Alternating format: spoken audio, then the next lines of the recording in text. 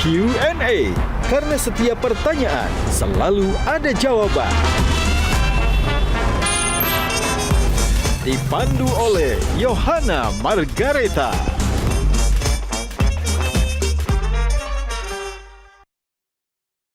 Dipersembahkan oleh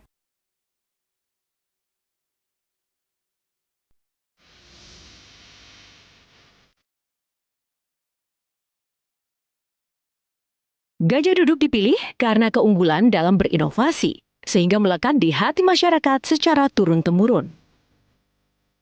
Perkembangan sarung sedemikian pesatnya, hingga sekarang tidak hanya digunakan pria sebagai outfitnya, tapi juga wanita di segala suasana. Sarung Gajah Duduk menawarkan kenyamanan yang sesungguhnya. Gajah Duduk hadir di setiap momen terbaik Anda. Sesuai dengan tagline kita, sarung Gajah Duduk adalah legenda Nusantara. Sarung adalah budaya kita, sarung adalah Indonesia.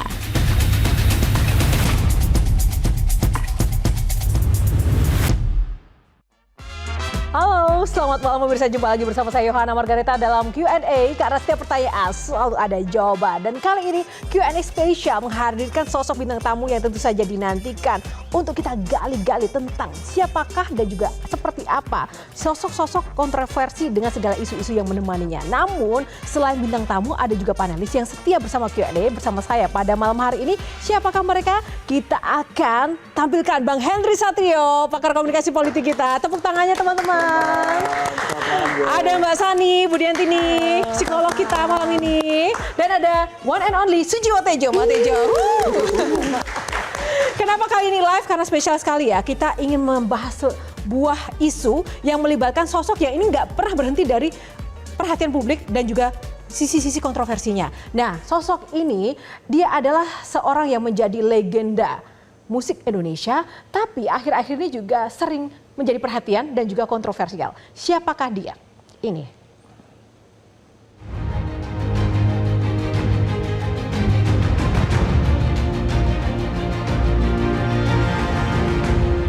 Kedatangan kita di sini ini untuk bagaimana supaya bullying terhadap anak kecil itu, anak di bawah umur itu tidak boleh terjadi lagi gitu. Jadi mudah-mudahan kasus ini bisa membuat netizen itu jerah. Inilah Q&A Risiko Anak Dewa bersama Ahmad Dhani Prasetyo. Tepuk tangan. Mas Dhani, selamat datang. Silakan duduk. Kalau dulu di episode sebelumnya kita yang sowan ya ke rumahnya Mas Dhani, sekarang Mas Dhani ke Q&A. Mas Dhani kok nggak pernah capek sih dulu soal hak cipta. Kemarin juga baru saja heboh dengan pernikahan Al dan juga Alisa yang luar biasa. Sekarang lagi-lagi ada sisi kontroversi melaporkan psikolog ke polisi. Ada apa sih Mas Dhani sebenarnya? Kalau melaporkan ke polisi itu nggak kontroversi ya, karena kan kebetulan teman saya banyak yang ahli di bidang hukum juga ya. Beberapa teman juga ada ya polisi yang bisa kita mintain pendapat. Nah, Mas Dhani, ini kan karena terkait dengan Mas Dhani merasa bahwa sosok yang dilaporkan ini membuli sang putri Safia seperti itu. Nah, apa yang memicu sebenarnya? Apakah Dek Safia di balik layar Mas Dhani lihat sedih, atau sang ibu juga merasa resah, atau apa yang paling membuat Mas Dhani marah dari case ini? Ya sebenarnya karena ternyata nggak banyak orang yang paham, termasuk terlapor gitu ya. Terlapor itu kan punya pendidikan psikolog. Tapi kok tidak dibarengi dengan pengetahuan hukum yang mumpuni gitu. Sehingga bisa offside dan bisa diduga kuat melanggar hukum tentang perlindungan anak dan termasuk juga ITE. Gitu. Bagian mana sih yang membuat Mas Dhani ini merasa nggak terima gitu Mas? Ya kalau kita lihat dari Undang-Undang Perlindungan Anak, menampilkan foto anak di bawah usia umur aja nggak bisa, nggak boleh. Itu udah melanggar hukum gitu. Hukum perlindungan anak. Apalagi memberikan stigma, apalagi mengomentari gitu. Nah, itu kalau psikolog itu melihat undang-undangnya itu memang nggak boleh, harus jelas Undang-Undang Perlindungan Anak. Mas Dhani sebagai legend public figure Indonesia, itu kan putra-putrinya itu memiliki resiko baik dan buruk menjadi seorang anak, seorang Ahmad Dhani, resiko anak dewa dalam tanda kutip, entah itu dewa dalam arti public figure atau para pejabat, itu pasti ada risikonya. Dan itu bukan hal yang baru, tapi kenapa ini menjadi berbeda dan membuat Mas Dhani sangat reaktif begitu? Ya karena ada pelanggaran hukum di situ. Kalau nggak ada pelanggaran hukum ya nggak apa-apa. Misalnya yang dibully, misalnya Al atau L atau Dul atau misalnya 4 tahun lagi ketika Safia berumur 18 misalnya, itu nggak apa-apa dibully gitu. Di balik layar Dek Safia ada merasakan teror-teror langsung begitu? Ada yang khusus nge-DM ke Instagramnya juga ada. Apa yang dikatakan Mas? Sampai separah apa sih? Ya kayak misalnya dasar anak gundik gitu, dasar anak pelakor kayak gitu-gitu. Itu kan keras sekali ya, keras sekali itu. Jadi menurut saya itu udah kejahatan gitu, apalagi itu dilakukan kepada anak di bawah umur gitu. Oke. Nah, bicara soal tadi yang dilaporkan adalah psikolog juga, dan ini terkait dengan psikologi seorang anak. Mungkin Mbak Sani bisa menanggapi Mbak terkait dengan case ini. Bagaimana pendapat Mbak Sani? Iya, saya miris ya sebenarnya ya, karena kita ini kan bangsa yang bermartabat, bangsa yang memiliki etika begitu ya. Tapi ketika di era digital ini jadi kebablasan, akhirnya menyasar anak di bawah umur, rasanya ya siapapun tidak akan terima sebenarnya. Apapun alasannya ya? Apapun alasannya, dan saya juga sangat prihatin ya Mas, dan berempati juga terhadap yang Ananda alami begitu. Tapi memang disinilah peran orang tua bagaimana melindungi anak kita supaya anak kita tetap kuat mental dalam menghadapi situasi yang paling parah, menekan mereka begitu. Nah, kalau jadi psikolog, pertanyaan apa yang akan Mbak Sani sampaikan kepada ayah korban bullying? Iya, ini yang ditunggu-tunggu nih Mbak. Ini yang ditunggu. Mas, nggak mungkin ya seorang public figure itu tidak ada kecaman-kecaman dan termasuk kepada Ananda. Apa sih Mas yang dilakukan untuk melindungi buah hati Mas dalam tekanan-tekanan yang terjadi seperti ini? Seperti yang saya jumpa pers di depan KPAI ya. Sesungguhnya ini kebetulan aja sekali mendayung 2 pulau terlampaui gitu. Jadi kedatangan saya juga untuk supaya ini tidak berlangsung lagi, tidak ada peristiwa seperti ini lagi ya. Jadi kadang-kadang kita harus capek-capek dikit lah sebenarnya untuk ya supaya ini menjadi contoh bahwa ada loh. Karena kalau nggak ada peristiwa ini, bahkan orang terpelajar pun nggak paham bahwa ada undang-undang perlindungan anak gitu, bahwa anak-anak itu di usia di bawah umur tuh dilindungi oleh undang-undang gitu, oleh negara tuh dilindungi gitu. Termasuk bahkan memasang fotonya aja nggak boleh, apalagi ngasih stigma dan lain-lain gitu loh. Padahal kan sebenarnya kita pikir nggak apa-apa dong nampilin foto, padahal itu benar-benar nggak boleh, Mbak. Dan masing-masing warga negara berhak. Kalau ada videonya pun harus di blur. Kalau video harus di blur, nggak boleh kelihatan. Oke. Kalau Mbak Tejo? Aku mau nanya itu ini sebagai anggota DPR atau sebagai Ahmad Dhani? Dua-duanya lah. Anggota dewan, musisi, seorang ayah. Tapi kalau kali ini sebagai seorang ayah. Berarti aku nggak boleh panggil Dan atau Pak gitu. Boleh lah. Gini Dan, soalnya kalau DPR kan harus Pak Dhani gitu.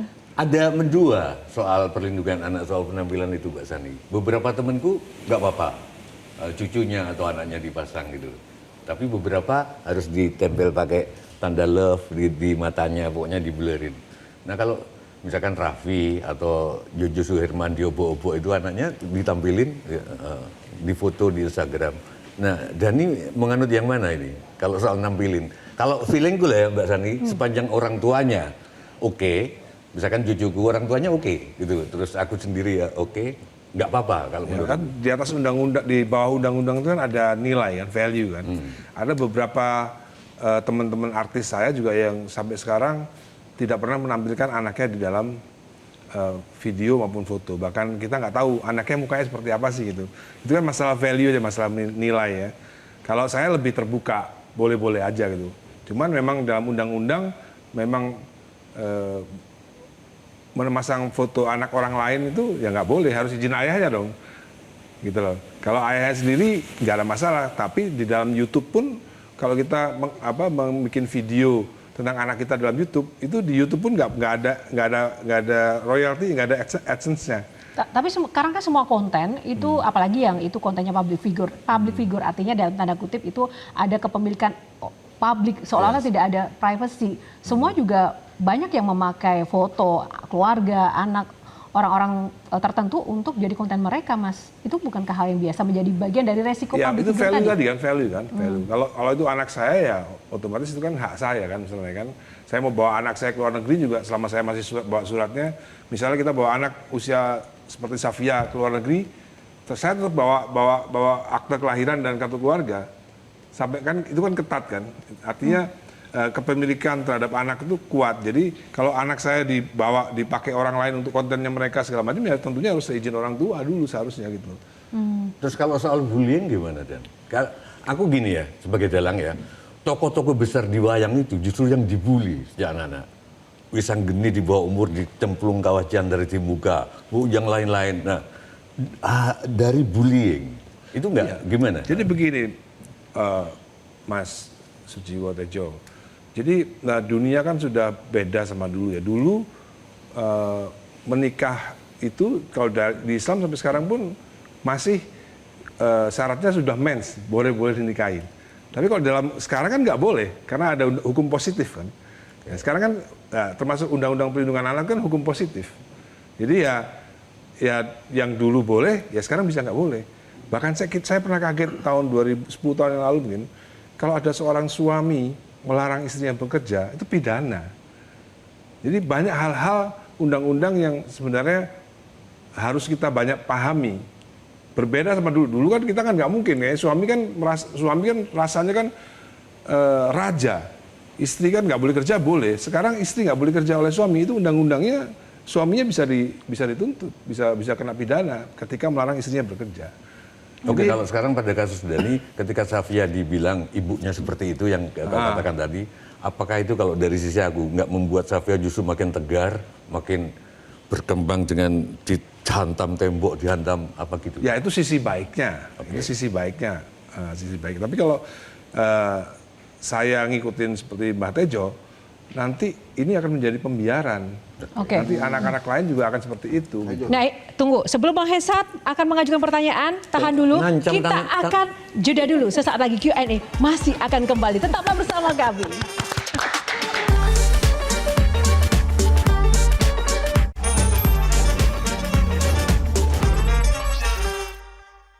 Dipersembahkan oleh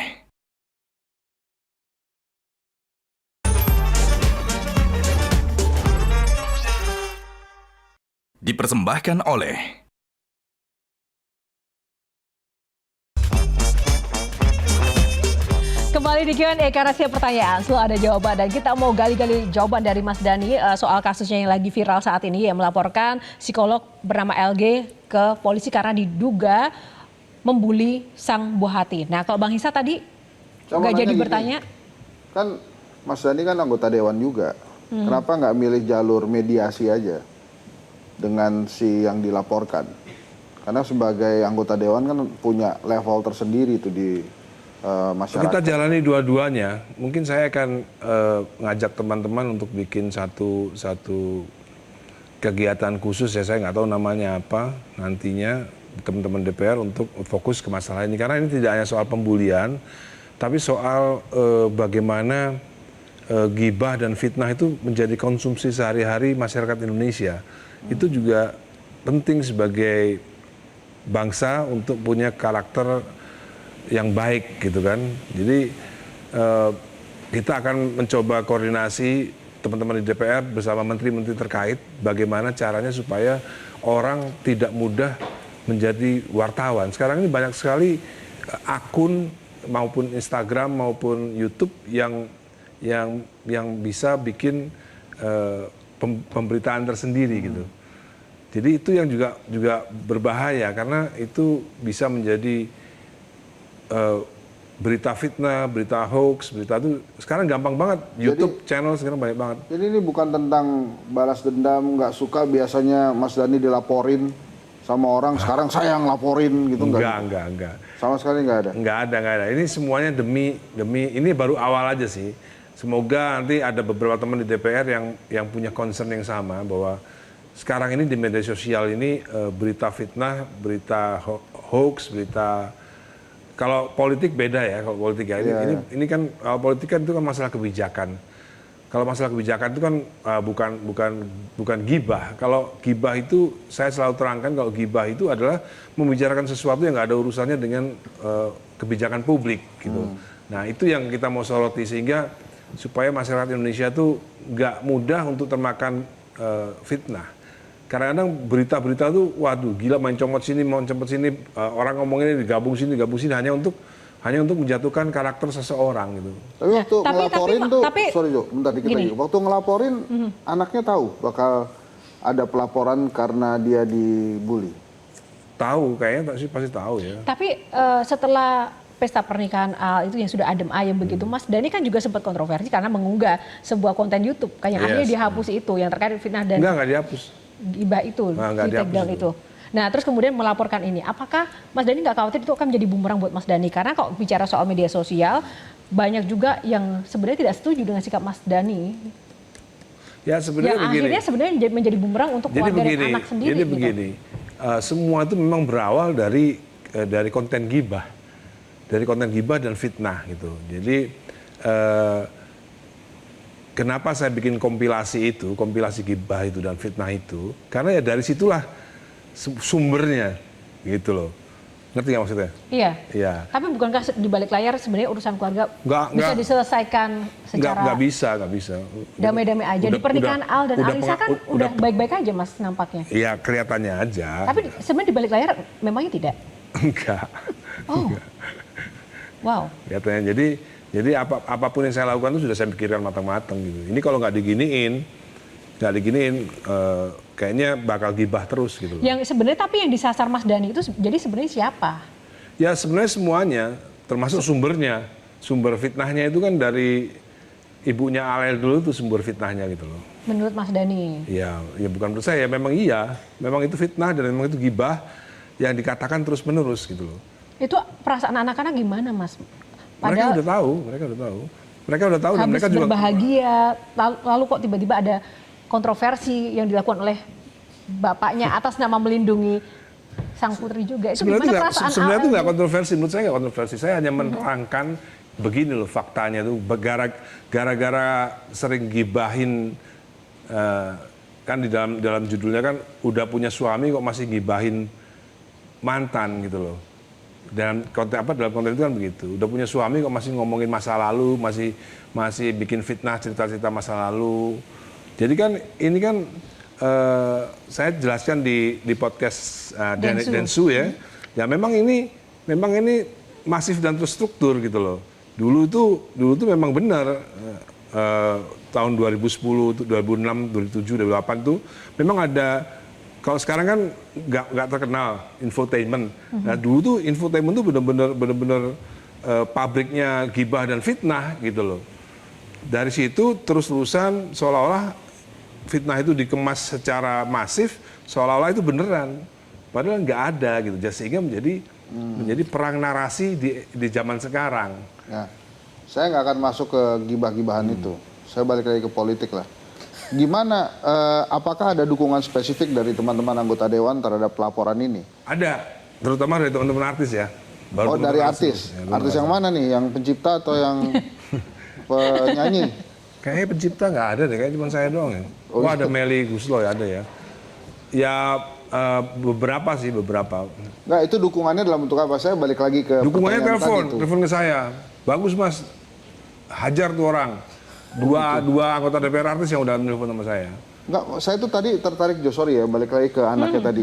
Waktu kalau memang anaknya tahu Mas Dhani melaporkan si pelaku itu, apa sebetulnya respon anak Mas Dhani itu? Apakah nyuruh Mas Dhani sabar dulu atau si Safia maksudnya? Ya Safia. Enggak, dia diem aja sampai sekarang masih murung. Masih murung? Masih murung sampai sekarang. Itu efek dari tertekan. Nah ini menarik. Supir saya juga bilang, biasanya kalau di mobil ngobrol, sekarang nggak pernah ngobrol gitu. Nah Mbak Sani gimana nih? Apa sih simptom ketika mungkin anak itu merasa tertekan dengan sebuah keadaan seperti itu? Secara umum ya, memang anak yang mengalami tekanan karena bullying itu pasti menunjukkan reaksi dari perilaku dan emosi. Entah itu murung, sedih, interaksi sosial juga jadi terhambat, bahkan kadang-kadang ada yang nggak mau keluar kamar begitu ya. Iya. Kemudian juga tentunya bisa juga akhirnya keganggu akademisnya begitu ya. Itu kelihatan sekali memang. Nah justru itulah yang tadi saya tanyakan ke Mas Dhani, sebenarnya apa yang dilakukan nih orang tua ketika anak kita ini sudah memang dalam konteks ini kan situasi yang menekan mereka Ananda begitu ya Mas? Ya, kalau Safia kan udah 14 tahun ya, itu udah bisa diajak ngomong secara dewasa sih udah bisa dia. Ya sampai saat ini saya belum masuk ke situ sampai saat ini, tapi saya akan masuk ke situ cari waktu yang tepat untuk bicara soal itu bahwa memang keadaan netizen Indonesia itu memang tidak seluruhnya berpendidikan, gitu kan? Betul. Tidak seluruhnya punya literasi yang cukup untuk mengomentari banyak hal. Juga tidak sepenuhnya punya IQ yang baik untuk melihat ini hoax, ini fitnah atau ini gibah. Tapi alasan Mas Dhani untuk yang sekarang ini melapor, karena kan kalau kita lihat banyak juga yang menyerang Ananda, betul ya, menyerang Ananda dari DM segala macam. Tapi kenapa khusus yang ini dilaporkan? Kira-kira alasannya apa Mas? Motifnya apa kira-kira? Ya untuk jadi pembelajaran aja ke depan bahwa hal-hal begini ini nggak boleh terjadi lagi. Gitu. Tidak hanya untuk anak saya, mungkin anak saya sebagai martir nggak apa-apa lah. Ya. Tapi kan abis ini kan anak-anak yang lain kan bisa terselamatkan dengan peristiwa ini. Tapi kenapa profesi ini yang diserang maksudnya gitu loh Yo? Kan ada juga yang tadi ada individu, ada kenapa psikolog ini? Saya nggak tahu kalau itu psikolog. Saya pikir psikolog gadungan. Saya pikir. Ternyata psikolog beneran. Sebelum kita ulas dan nanti Mbak Tejo boleh bertanya, namun kita jeda dulu ya Mas Dhani karena di sini kita juga mau melihat bahwa Mas Dhani ini tidak hanya sebagai seorang ayah, tapi karena menjadi penting tadi anggota dewan, wakil rakyat, bagaimana langkah dan tindak tanduk Mas Dhani dalam menyikapi persoalan ini juga menjadi contoh. Nah, harus berhati-hati juga. Kita akan ulas selesai jeda. Tetap bersama Q&A.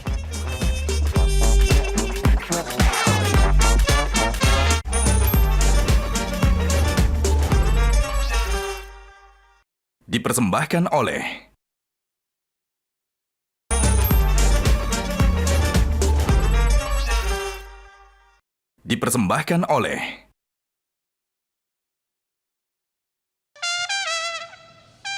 Kembali di Q&A, pemirsa masih bersama Ahmad Dhani dan para panelis. Tepuk tangan buat kita semua malam ini. Yes.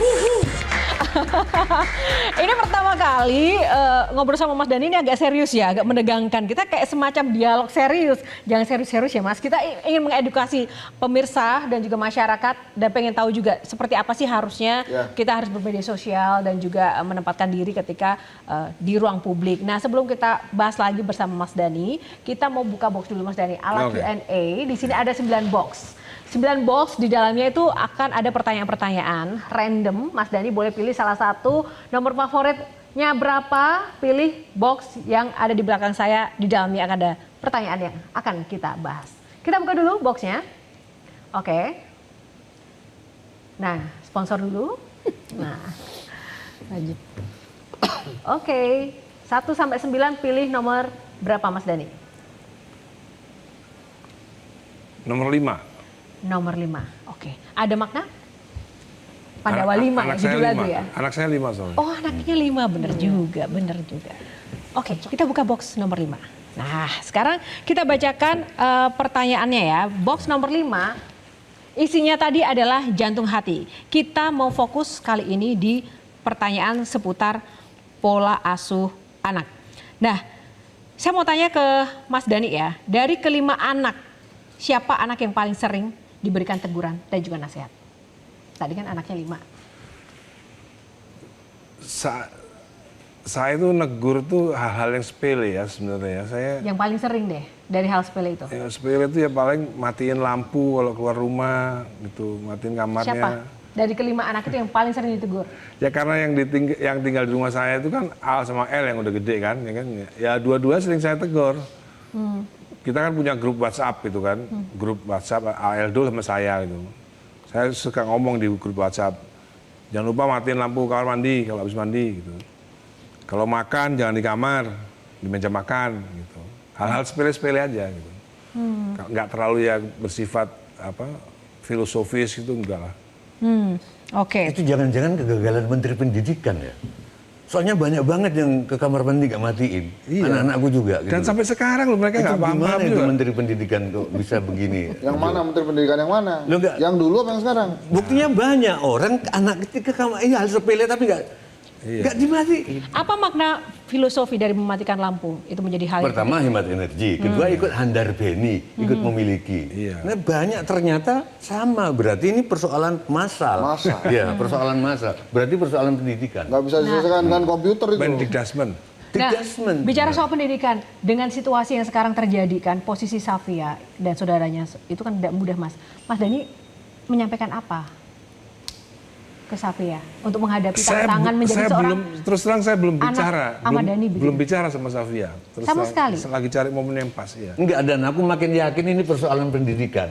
Karena kalau hampir semua orang Indonesia mengikuti seluruh tradisi, itu nggak akan langsung menanggapin fitnah.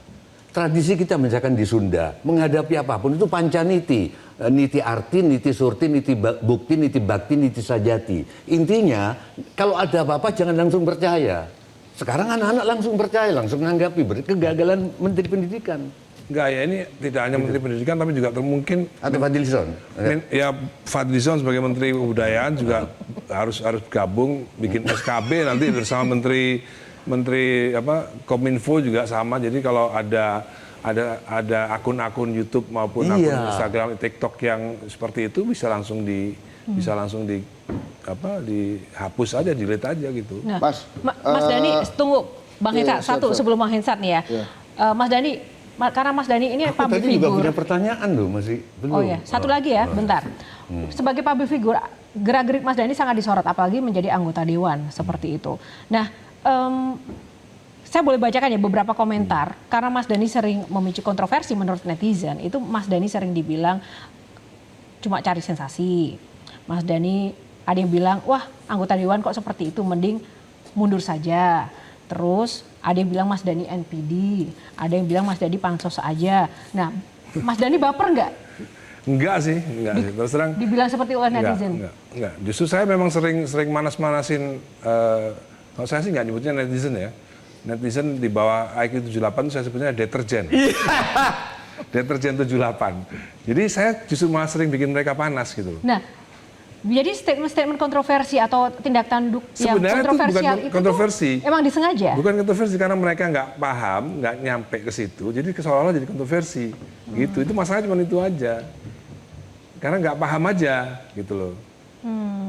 Oke. Ada gap lah. Ada Tapi gap. mungkin perlu saya ingat, ada anggota DPD Bali, Niluh Jelantik, ngunggah yang kompilasi gibah itu.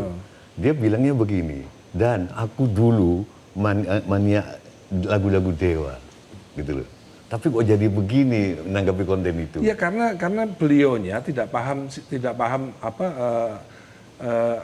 paham yang namanya runtutan cerita. Dia langsung baca buku tuh langsung episode 5 gitu. Dia nggak baca episode 1 gitu.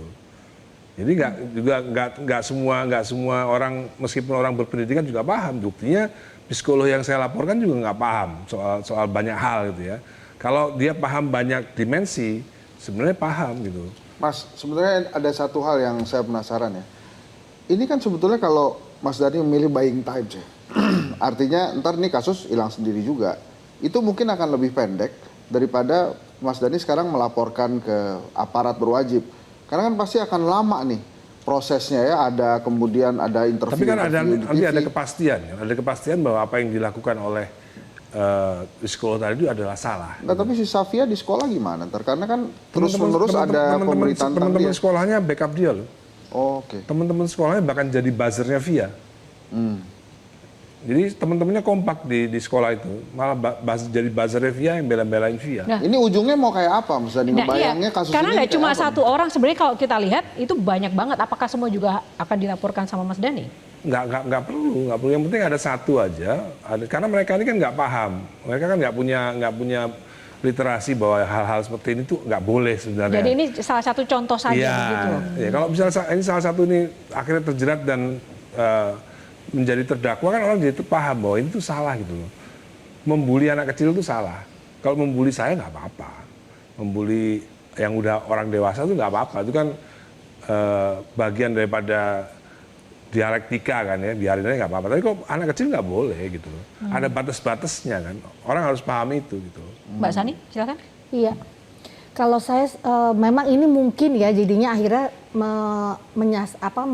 dari semuanya mewakili satu jadi ya yang maksudnya Mas Dhani tadi menjadi satu pembelajaran begitu sepertinya ya. Tapi memang kalau menurut saya dari kode etik profesi juga memang kita juga punya sebenarnya Mbak. Bagaimana kita harus memang mengemukakan, kita punya kode etik di profesi yang Harusnya tepat. psikolog tuh nggak boleh menyampaikan pendapat karena di luar sana juga ada, wah ini si oknum yang dilaporkan Mas Dhani ini itu kan hanya menyampaikan pendapat seperti itu.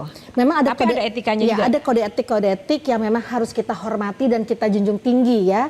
Apalagi misalnya menyandang nama psikolog begitu. Tapi balik-balik lagi mungkin nanti ketika ini diangkat kan nanti akan ada aksi reaksi dan mungkin kita akan dengarkan gitu ke depannya bagaimana begitu. Tapi yang jelas nih kalau saya lihat Mas Dhani sekarang nih memang lebih lembut. Seperti bapaknya ini muncul, Mbak. Karena observasi kemarin. Daripada perbandingannya yang kapan, Mbak? Yang sebelum ini. Waktu hak cipta nggak lembut sih. Mungkin pernah wawancara juga. Situasional sih. Iya, betul. Jadi ini mengindikasikan memang Mas Dhani. Kalau ada Mbak Tejo saya nggak bisa keras, takut dimarahin. Iya, tapi yang sesi sebelumnya juga berapi-api. Ini memang menunjukkan concern bahwa ini ada yang harus diatasi dengan sungguh-sungguh karena tadi menyangkut Ananda, buah hati ya. Itu memang kebapaan ini muncul sekali loh, Mas. Karismanya, ketenangannya ini kelihatan sekali dan beda dengan yang sebelum-sebelumnya. Dia nggak, Mbak? Ya. Ya, Nah, terlihat ya. Itu sekarang ya Mbak. Kalau misalnya tadi dengan anggapan netizen tentang Mas Dhani di media sosial yang mungkin beberapa judgement dilontarkan tuh, setuju nggak? Iya. Dilihat nggak? Jadi kalau Mas Dhani itu menurut saya ya, ini pede. Dan kayak bola, semakin dibanting semakin tinggi gitu ya. Jadi dibully apapun Mas Dhani itu punya kayak nyawanya banyak ya. Jadi dibilang NPD itu termasuk bullying nggak bagi Mas Dhani? Ya, siapa yang bilang saya NPD? Ya, awalnya. Di sana. Awalnya. Mas Dhani dengernya dari siapa? Awalnya itu siapa? Ya dari ibunya Al dulu lah. Dari situ mulai semua. Semua itu mulainya dari situ. Makanya kepada Mbak Niluh Jelantik, kenapa ketika ibunya Al dulu ngomongin saya terus-menerus meskipun sudah punya suami, kok nggak terusik gitu loh. Nah, pertanyaanku dan Oke, menyangkut pertanyaan Mbak Sani Tejo. sekarang lebih pede dan tentang dua perempuan yang ini, pertanyaanku dan kita sama-sama mencintai perempuan kan? Iya. Oke, setuju? Setuju. Oke. Nah, apa bedanya Ahmad Dhani sama Arjuna? Arjuna itu punya beberapa istri, salah satunya ini Sri Kandi sama Sembodro. Nggak pernah berantem. Tolong jawab, kalau begitu apa bedanya Ahmad Dhani sama Arjuna? Ya, Oke, jangan dijawab dulu Mas Dhani, kita jeda dulu sesaat lagi. Kembali. Aku menyelamatkanmu loh, aku menyelamatkan untuk berpikir dulu ya.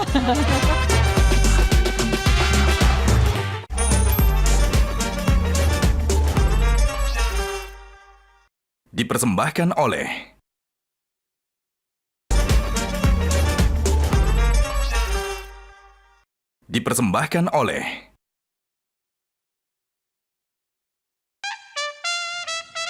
Kembali di Q&A, tepuk tangan lagi buat kita semua ya. Tadi belum dijawab ya, Mbak Tejo bertanya, apa bedanya Ahmad Dhani dengan Arjuna menurut Mas Dhani? Banyak bedanya. Salah satunya Arjuna itu wayang, saya manusia, ya kan? Salah satunya. Tadi Mbak Tejo menekankan, gimana Mbak Tejo? Perempuannya rukun semua gitu. Nah, Ya kan wayang kan, namanya juga wayang. itu Mbak Tejo, karena wayang, nah ini manusia. Wajar Manusia. dong kalau ada konflik. Iya. Wayang itu setiap ada cahaya pasti ada wayang, ada bayangan. Cahaya itu ilmu pengetahuan. Misalkan psikologi itu cahaya. Nah, pasti Ahmad Dhani ada bayang-bayangnya. Nah, bayang-bayangnya itu yang dibicarakan oleh wayang. Jadi tetap fakta.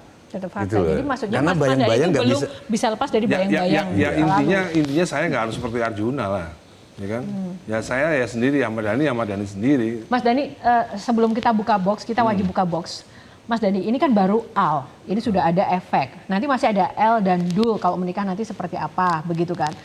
Kenapa sih Mas nggak berdamai aja dengan masa lalu secara real di balik layar agar semua anak-anak juga bisa damai? Poinnya kan sumbernya di situ sebenarnya. Ya, saya sih maunya damai dari dulu. Dari dulu maunya damai, tapi yang Ya udah diem aja begitu. Apa? Berdiam Nggak bisa dong kalau diem aja. Akhirnya orang percaya sesuatu yang fitnah. Oh itu yang Itu dong. Kan saya bilang dulu zamannya silet itu, kita sebut aja yang namanya ya, Maya itu memang bikin konten sama silet. Supaya terlihat tersakiti, terzolimi. Itu memang kreatornya silet gitu. Karena saya dulu juga pernah dibikin gitu. Bahkan waktu saya ribut sama FPI, silet itu create supaya saya seolah-olah didatengin sama FPI rumah saya. Sehingga saya sampai nginep rumah. Itu semuanya konten supaya citra FPI jelek. Saya termasuk orang yang juga bikin konten. Makanya saya tahu, oh ini konten ini semuanya. Misalnya Maya waktu naik pagar, katanya pintunya dikunci, nggak boleh masuk. Rumah saya sampai sekarang nggak pernah dikunci, pernah dikunci. Jadi itu konten dibuat supaya seolah-olah ibunya anak-anaknya Alel dulu tersakiti, seolah-olah begini. Nah, saya harus ngomong itu fitnah dong. Karena apa? Saya punya karir politik yang cukup cemerlang. Ini nggak boleh jadi batu ganjalan ke depan gitu loh. Nah, harus saya selesaikan saat ini gitu loh. Nah, ini menarik sekali karena ini menjadi isu yang sekian tahun nggak selesai-selesai. Sebenarnya kita mau fokus pada dampaknya ke anaknya. Kalau misalnya Mbak Sani dikasih kesempatan untuk memberikan saran kepada Mas Dhani terkait dengan case hidupnya agar juga tidak berdampak negatif pada anak-anak. Dhani nggak bisa dikasih saran, dia keras kepala orangnya dari dulu. Gimana sih Joni? Dhani dikasih saran. Mau 1000 psikolog nggak akan didengerin. Bener juga gitu. ya. Karena Mas Dhani nggak bisa dikasih tahu, karena keras kepala, mending kita buka box aja deh. Iya. Kita buka box ya Mas Dhani. Nah, ini box selanjutnya. Aku lupa ya Mas Dhani nggak bisa dikasih tahu. Padahal di episode sebelumnya kita udah tahu ya Mas Dhani nggak bisa dikasih tahu. Salah pertanyaan saya. Oke, nomor berapa Mas Dhani? Nomor 1. Nomor 1. Wah, kayak judul lagunya. Ada ini histori dengan nomor 1? Nggak ada. Oh, oke. Benar atau salah? Ini ada pertanyaan yang harus dijawab Mas Dhani ya. Jawab aja benar atau salah menurut Mas Dhani. Apakah memberikan kebebasan penuh tanpa batasan pada anak akan membuat anak lebih percaya diri menurut Mas Dhani? Benar atau salah? Salah ya, kalau bebas beneran ya itu ya salah. Salah. Kalau menurut Mbak Sani? Ya, jawabannya benar. Benar. Lolos. Secara psikologi, iya, tapi memang tergantung kebutuhan ya, karena kan usia anak itu kan juga perlu ada prosentasenya ya. Ketika anak kecil dan dewasa itu kan tentu beda bimbingannya, tapi itu benar jawabannya. Oke. Sekarang yang kedua pertanyaannya, benar atau salah? Anak-anak yang dibesarkan dengan pola asuh otoriter cenderung lebih beresiko menjadi pelaku bullying. Benar atau salah menurut Mas Dhani? Benar, ada benarnya tuh. Benar, Mas Dhani otoriter nggak di rumah Enggak, sama anak-anak? Enggak. Benar. Saya nggak otoriter sebenarnya. Kalau buktinya berapa kali lampu nggak dimatiin saya juga diem aja, nggak pakai. Artinya gini, semenjak saya sama Maya pisah, bahkan nada keras pun saya nggak pernah lakukan itu kepada Al Eldul waktu masih kecilnya. benar nggak Mbak? Benar sekali lagi. Berarti benar lolos Mas ini. Berarti kalau misalnya pola asuh otoriter itu memang membuat anak menjadi pelaku bullying. Berarti kalau barak militer gitu? Ya bisa dua ekstrim memang. Anak pelaku bullying atau malah anak jadi menarik diri dari lingkungan sosialnya. Nah, saya tuh termasuk yang otoriter, maksud saya itu. Jadi saya pelaku bullying. Oh, jadi Mas Dhani ini adalah hasil dari pola asuh otoriter dari orang tua Mas Dhani. Makanya saya Dan Mas suka Dhani bully. Suka ngebully. Iya, dari SMP SMA saya suka bully. Makanya saya kalau dibully ketawa aja, ini apaan sih bully? Ini antara penting nggak penting sih Mas. Tapi ini banyak juga komen netizen gitu kan. Apa yang diterima oleh anak-anak Mas Dhani segala macam ya itu kan juga efek dari bapaknya juga sebenarnya. Tadi Mas Dhani mengaku sendiri membuli, jadi anaknya juga kena bully. Nah, ada yang seperti itu gitu. Ada sebuah refleksi tertentu nggak sih dari Mas Dhani? Nah, saya kan bulinya dunia nyata. Memang sangat percaya diri ya Mbak Tejo ya? Iya, Dhani ya begini. Oke, baik. Yang ketiga, masih ada nih, benar atau salah? Anak-anak meniru pola interaksi dan komunikasi dari orang tua dalam memperlakukan orang lain. Benar itu, benar sekali. Nah, kalau Mas Dhani suka membuli atau mungkin dengan kan dulu suka bully itu bully. Dengan karakter Mas Dhani yang sekarang, Mas Dhani nggak takut ada hal-hal yang mungkin nanti dicontoh anak-anak? Menurut Mas Dhani banyak baiknya atau Kalau menurut saya begini, jadi kalau menurut saya pernah tanya apa nasihat yang sering dikasihkan ke anak-anak, saya nggak pernah kasih nasihat. Saya selalu kasih suri toladan gitu. Saya nggak perlu kasih nasihat verbal, harus begini sama orang, misalnya harus hormat sama yang tua, harus cium tangan sama yang lebih tua. Itu saya nggak ngomongin, Mbak Tejo. Tapi mereka melihat saya begitu sama Tapi orang biasanya lain. begini loh Jo, kebalikannya. Ada pepatah Jawa yang sangat terkenal, namanya anak pola, bapak keprada. Artinya Mbak Tejo? Anak yang berpola mengakibatkan dampak buruk ke orang tua. Anak pola, bapak keprada. Sekarang pertanyaannya dibalik. Apakah ini bapak pola, anak keprada? Dari tingkah lakumu yang begini, suka bully, apakah Al-Ildul Nggak, mengalami... saya bully kan dulu, zaman dulu gitu loh. Zaman dulu kan, waktu SMP, Dan SMA. bulinya di dunia nyata, dia berkali-kali Saya- bilang tadi. iya, Nggak bulinya dunia lewat nyata, netizen gitu. apa, nggak Oke, lewat media sosial. dari apa yang menjadi case ini tuh nanti akan sampai kapan dan sampai sejauh mana sih Mas ujungnya yang diharapkan Mas Dhani case ini? Nggak perlu sampai berujung ya, nggak berujung juga nggak apa-apa. Yang penting saya melakukan menurut saya benar gitu loh. Kekeluargaan diselesaikan secara kekeluargaan, bagian dari Ya, pembelajaran mediasi. pun itu juga bisa nggak? Ya kan Nggak sekarang ingin begini, dilakukan? sekarang begini. Ketika mantan ngomongin saya terus, meskipun sudah bersuami ngomongin saya terus, saya kan diam waktu itu kan. Tapi ternyata efeknya kan Oke. kepada bullying kepada Safia gitu akhirnya gitu kan.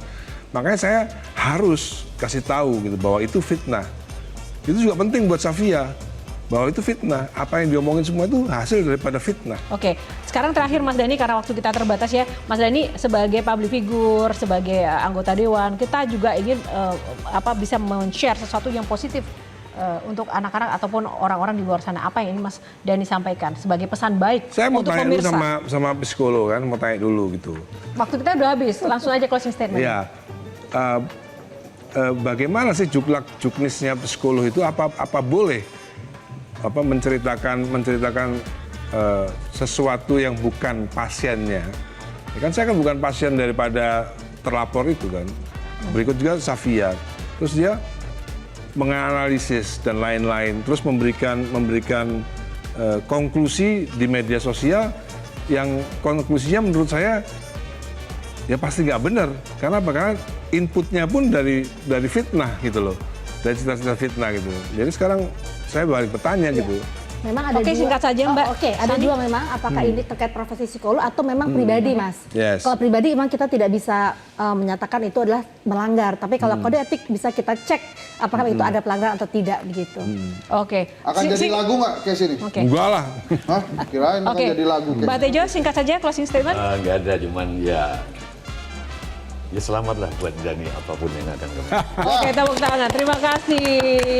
Baik, Mas Dhani terima kasih sudah Thank you, berbagi thank you. bersama Q&A ya. Kita harapkan kasusnya berjalan dengan lancar dan baik dan juga tidak lagi membawa dampak buruk pada anak-anak dan juga adik-adik di rumah tetap menjadi pribadi yang kuat ya, apapun yang dilakukan oleh bapak ibunya tentu saja. Terima kasih Pak Tejo, terima kasih Pak Sani, Bang Hisa, terima kasih pemirsa yang sudah bersama Q&A dan tak lupa terima kasih untuk Sarung Gajah Duduk yang sudah menyiapkan busana yang saya kenakan pada malam hari ini, Sarung Gaya Duduk legenda Nusantara yang ada tulisan Arabnya, dan Q&A akan hadir minggu depan. Sampai jumpa. Mewakili tim yang bertugas, tim yang bertugas, saya Yohana Margareta mengucapkan terima kasih dan jumpa lagi minggu depan karena setiap pertanyaan selalu ada jawaban.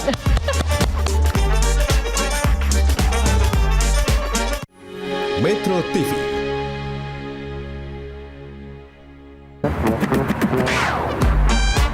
Q&A, karena setiap pertanyaan selalu ada jawaban. Dipandu oleh Yohana Margareta.